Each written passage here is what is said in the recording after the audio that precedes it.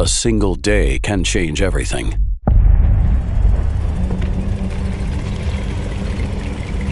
One fall day in 1940, we knew Britain was impregnable, protected by the sea, and defended by brave souls on every clifftop.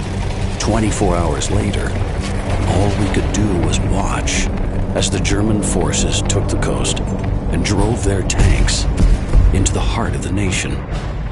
When the blockade began in 1948, we thought the people of West Berlin would be safe. But the Soviets had other ideas. One December day is all it took for the fragile peace to shatter. And once again, the streets were filled with war and death. In 1962, we thought the Cuban Missile Crisis was a bluff.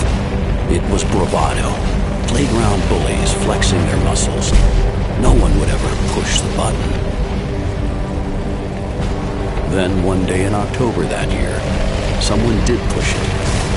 An island paradise was turned into the epicenter of all-out thermonuclear war, threatening our very existence. These are our stories.